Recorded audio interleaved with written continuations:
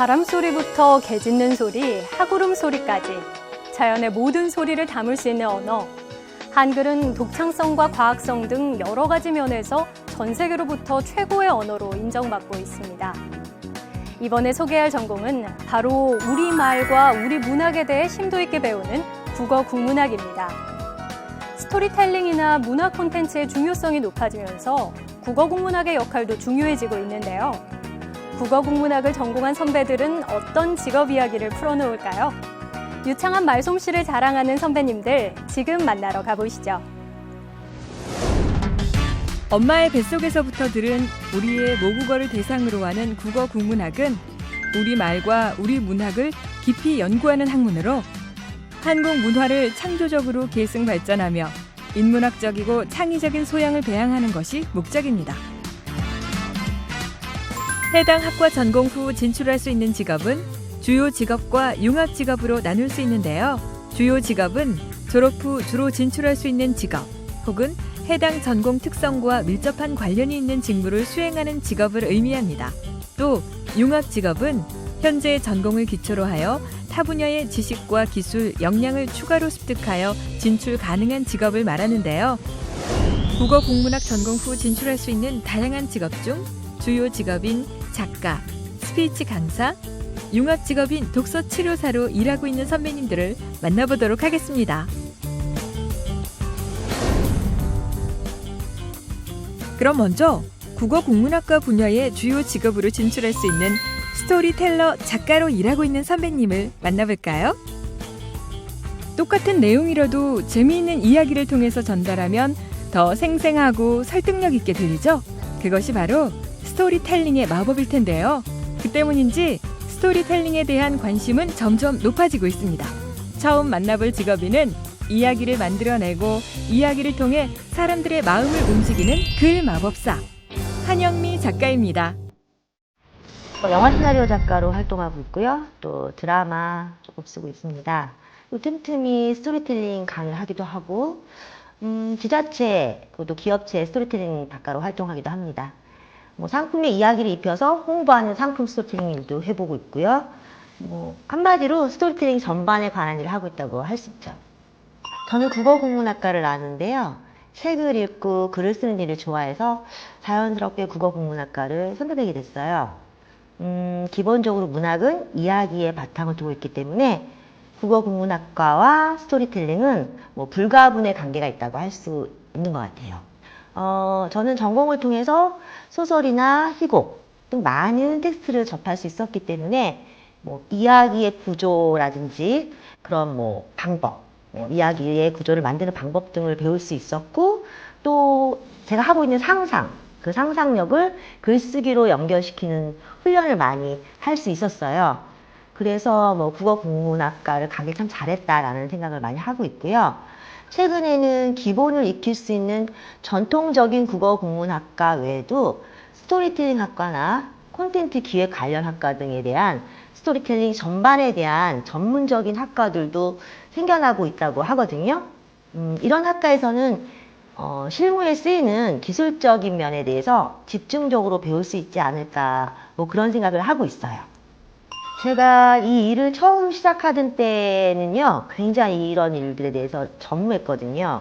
근데 이제 최근에는 스토리텔링이라는 말을 매우 좀 자연스럽게 쉽게 들을 수가 있게 됐어요. 스토리텔링은 이제 시대의 요구가 됐다라고 저는 생각하거든요. 한류 콘텐츠의 열풍에는 스토리텔링의 힘이 크게 뒷받침되었다고 생각해요. 그리고 또 전시회라든지 테마파크 등 우리가 인식하지 못하는 많은 곳에서도 스토리텔링이 숨어 있다고 저는 생각하고요. 사실 숨어 있습니다. 이야기 산업이 강한 나라, 이야기의 힘을 가지고 있는 나라가 문화를 이끌고 있고 앞으로도 이 추세는 계속 이어질 거라고 확신하는데요. 외국의 경우에는 스토리를 잡는 스토리 작가와 시나리오를 쓰는 작가가 따로따로 이렇게 분리되어 있어요.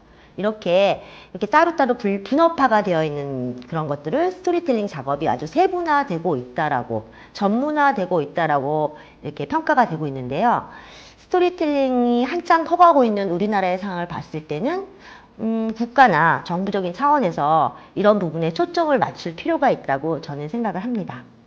스토리텔링 작가, 또 스토리텔러 이런 직업의 요구는 굉장히 지금 사회적으로 많이 요구되고 있는 반면에 아직 확고하게 자리 잡은 안정적인 직업은 아닐 수도 있어요.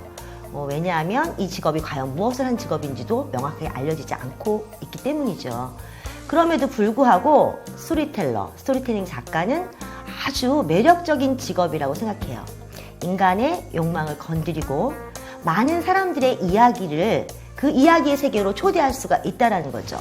다음에는 국어 국문학 관련 지식을 기반으로 상담 분야의 지식, 기술, 자격을 융합하여 진출할 수 있는 독서 치료사로 일하고 있는 선배님을 만나보겠습니다. 몸과 마음이 지칠 때면 어디 조용한 곳에서 책이나 읽었으면 좋겠다는 생각 한 번씩은 해보셨을 텐데요. 이처럼 독서는 지식은 물론 우리의 정신까지 충전시키기도 합니다. 그런 독서의 기능을 최대한 활용한 직업 독서 치료사. 문제를 안고 있는 사람들에게 독서를 매개로 심리치료를 수행하는 일을 합니다. 나와 잘 지내는 연습이 필요한 시대.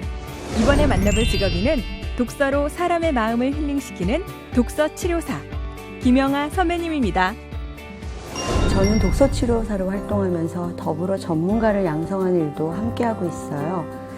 독서 치료사의 역할은 책을 매개로 개인의 심리적 불편함을 해소하고 감정을 억압하거나 정서적으로 눌렸던 부분들을 편하게 풀어내도록 돕는 일을 합니다. 상담의 일종이지만 심리 상담을 하면서 적절하게 도움을 줄 만한 시기에 주제에 맞는 책을 읽게 함으로써 자신의 문제를 객관적으로 보게 하는 방법이죠. 상담 업무를 하고 있어서 일반 사람들이 심리 상담 전공만 한 줄 알아요. 근데 대학에서 국문학을 전공했거든요. 그런 관계로 책과 연관이 많습니다. 책을 읽고 분석하고 주제를 잡아서 토론하고 글을 쓰기도 하고요. 그러다 보니 자연스레 책을 읽고 글을 쓰는 작업에 관심을 가지게 되었죠. 독서 치료는 말 그대로 책과 상담이 결합된 직업입니다. 국문학과에서 책과 관련된 전문적인 역량을 기를 수 있다면 심리학 등의 전공을 통해 상담에 대한 전문성을 또 배울 수 있습니다. 현대사회는 많은 사람들이 살고 있고 아무래도 그러다 보니까 다양한 심리적 문제를 안고 있는 건 사실입니다. 심리적 문제의 그런 부분들이 분출하는 거, 표출하는 거, 그리고 그것들이 그렇게 해서 표출되어 해소되어야 하는 것이 맞죠. 독서 치료는 연령층을 망라하고 성숙한 방법으로 이러한 자신 감정이나 심리 상태를 표출하는 데 도움을 줄 수 있습니다. 사회적으로도 그런 필요성을 인지하고 있어서 다양한 프로그램을 연구하고 이끌 지도자들이 필요한 상황입니다. 현재 유럽이나 미국 등 다양한 국가에서는요, 독서 치료를 학제에 편성하여 가르치고 있고요. 그리고 의료기관, 사회단체, 지자체에서도 독서 치료를 활용하고 있고 우리나라에서도 이것이 도입되어 많이 형성되어 있는 상황입니다. 앞으로 이런 유사한 방향으로 나아갈 곳에 여러분들이 필요하지 않을까 생각해요. 독서 치료사로 활동하기 위해서는요, 독서 치료사 자격증을 취득해야 하죠. 아직까지 독서 치료사는 한 곳에 소속으로 채용되는 경우는 좀 드뭅니다. 그렇지만 강사의 형태가 아니라 정규직으로도 취업 가능한 형태로 점차 발전하려는 가능성이 있고요. 그런 것이 모색되고 있습니다.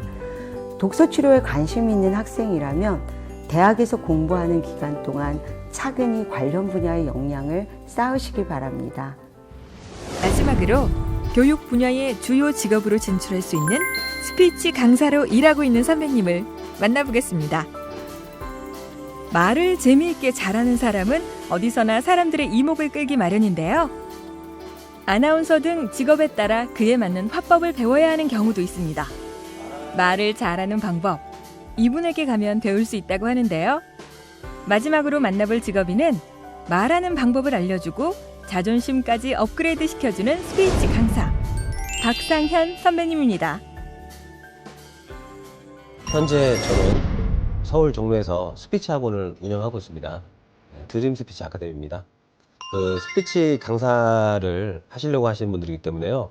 아무래도 우리나라 말, 국어 국문학이나 한국어, 스피치 토론을 전공하신 분들이 좀 더 스피치 교육을 하실 때 유리합니다. 그리고 비전공자 분들께서도 너무 걱정하실 필요 없이요. 평상시 내가 누군가 말하는데 경청하는 게 즐겁다. 또 내가 말하는 게 즐겁다. 그리고 글 쓰는 게 즐겁다. 라는 등의 스피치에 관련된 부분들에 관심이 있는 분들은 조금만 스피치 공부를 제대로 하신다면은 그러면 금방 스피치 강사를 하실 수 있습니다. 그런데 여기서 글쓰기 같은 경우는 이 문자에 익숙함이 더 크다 보니까 스피치의 음성 말하기 비율을 더 높일 수 있도록 말하기 훈련도 병행하시면 좋을 것 같습니다. 그리고 우리나라 말은 70% 이상이 한자로 구성되어 있기 때문에요. 그 한문에도 관심을 가지고 계신 분들이 좋은 스피치 강의를 하시는데 더 좋을 것입니다. 요즘 곳곳에서 다양한 강연이나 강좌가 열리는 것을 볼 수 있는데요. 강사나 아나운서 등 직업적인 필요에 의해서 또 소통의 시대를 맞아 많은 사람들이 효과적으로 말하는 방법에 관심이 있습니다. 그런 만큼 직업의 전망도 밝지 않을까 하는데요. 스피치 강사의 직업 전망은 어떨까요? 이 스피치 강사를 하려고 하시는 분들도 많이 계시고 요즘에 강연자들에 대한 꿈들이 많이 계십니다. 강연을 하면서 본인이 보람도 크게 느끼고 또 하고 싶은 일도 하고 남들에게 꿈과 희망도 드리는 강연자들에 대한 선망도 많이 높아지면서 그 강연을 잘 하시려면 또 이 스피치를 공부를 하시는 게 좋거든요.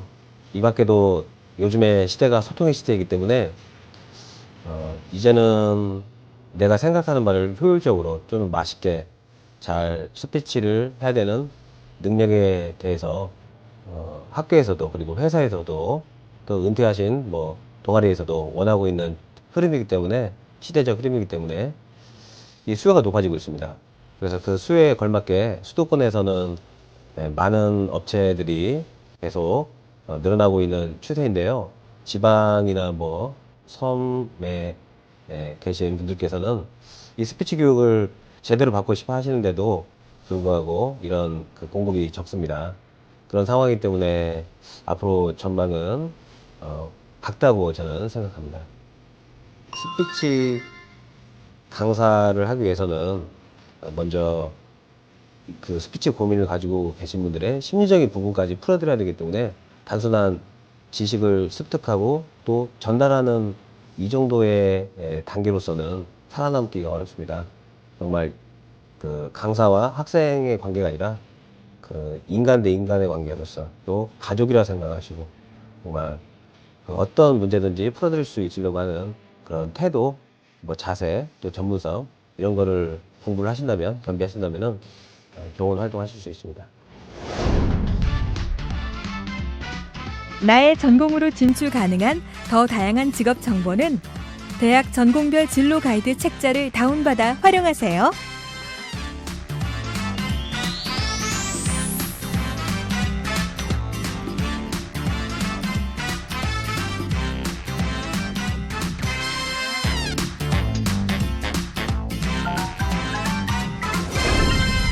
작가, 독서치료사, 스피치 강사 등 우리말을 쓰고 읽고 말하는 것과 관련해서 국어국문학 분야에 정말 다양한 직업의 세계가 존재하고 있었네요.